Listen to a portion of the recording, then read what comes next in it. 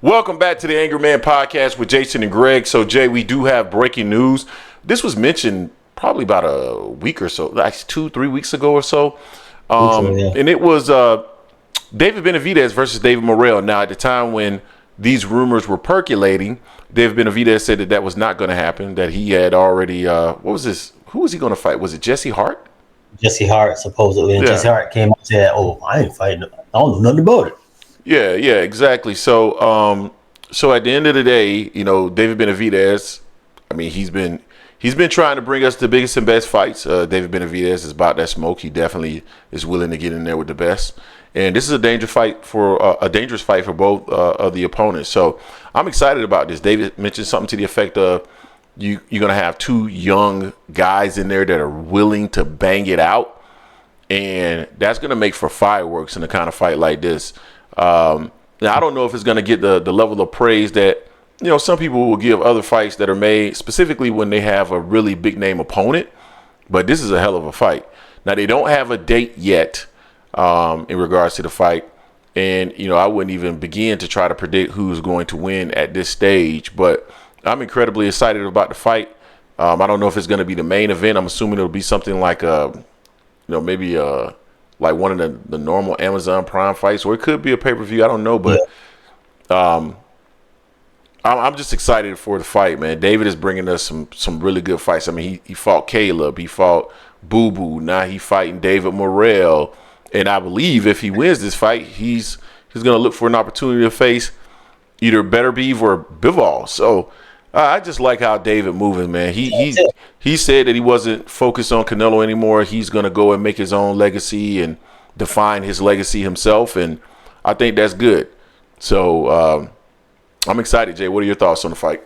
Yeah, I'm excited for it. I was excited when the rumor was out, but I held my excitement back because I was like, I want to wait till it's official, for real. But for David to put it out now, I know before he said that, he was talking about fighting Morel. His second fight. First fight was allegedly with Jesse Hart. Jesse Hart said, I don't know nothing about this. Yeah. So I guess, I don't know. We still don't know what order is going to come. If it's going to be Jesse Hart, if it's still going to be Jesse Hart this year or Morel first of next year. We don't know when, but he said the contract is signed. They just need the date and the location. So I'm happy about that. I've been a big fan of David Benavidez since the beginning. He's always been trying to do the right thing and talk his talk and back it up. Talk the talk and walk the walk, So I'm appreciative of this. He's on a tear of the fights, to your point. Boo Boo, Caleb Plant, the 175-pound fighter that had only lost to Beterbiev. So, I mean, he's not taking any slouches his last 4 or 5 fights, So this is big. This is letting people know that, hey, bump Canelo. I'm about that action. I'm letting you know who was really ducking. I'm more than just 25 pounds. I'm about this action right now. I want to be great. And he's trying to show it. And, I got to get heads off to David Morrell as well. He didn't have to take this fight neither. He could have let me get one more, because he didn't look the best in his first step up at 175. So, I mean, they said David didn't look the best. Benavidez didn't look the best at 175. Although, to me, he took over the first 6-7 rounds, then got some injuries, and he kind of gassed out. But look, it's more or less due to injuries. But I'm excited, man. This is great. It's going to be interesting to see how they stack this card. To your point, as far as making a big name, I know he had talked about being an undercard of a Spence fight. That's what he had mentioned once before. So that could be in the thing in the future for that fight next year or whenever that fight is. But at least we got this one signed. We know it's signed. We just don't know the date yet. Yeah, David Morrell, I didn't give him the love that I should have. I kind of focused on David Benavidez because he's the more well-known name. But you're right. When you think about David Morrell and the fact that he's willing to take on a risk like this so early in his career. How many fights does he have? Like 11 or 12? Like 11 or 12. Yeah. Coached up by Ronnie Shields and, ready to get in the ring and show what it is. And, I like this, man. This is old school. You know what I mean? Like fighters willing to get in the ring, not afraid to lose their O. At the end of the day, you're going to be respected no matter what, right? When you think about, getting in the ring and taking on the best competition, even if you have 1, 2, 3, whatever, you're still going to be respected. And I know there's a new era where it's like you got to hold on to that O, and You got to deal with Yeah. the fans.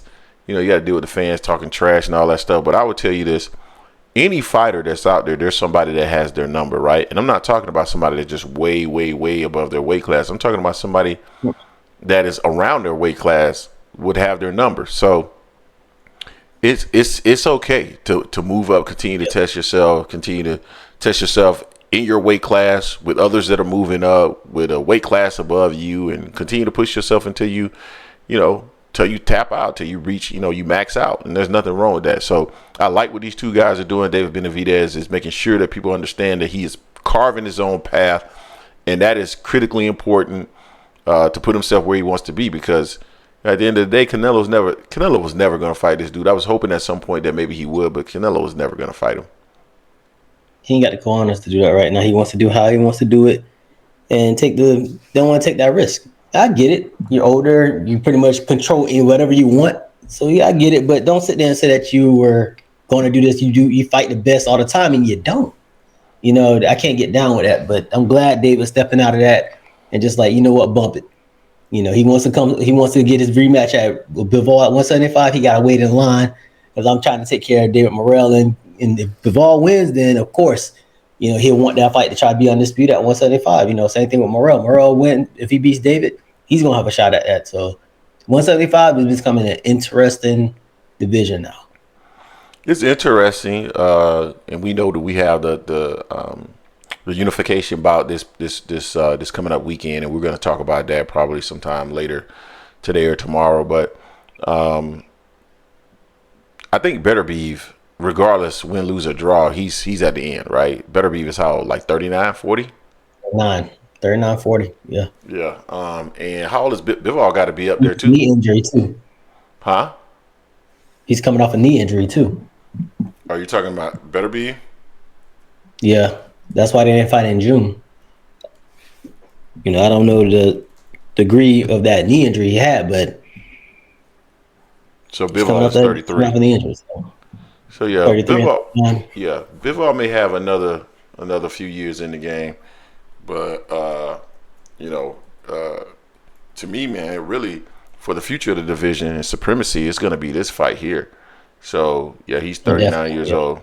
He'll be 40 in January.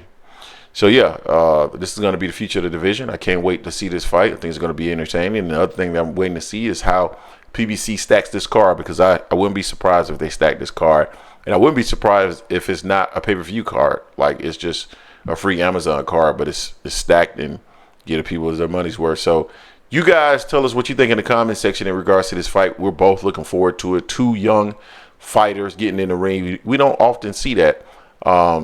So I'm excited. Let us know what you think. Don't forget to hate, like, comment, and subscribe. This is the Angry Man Podcast, AM Sports Media, and we are out.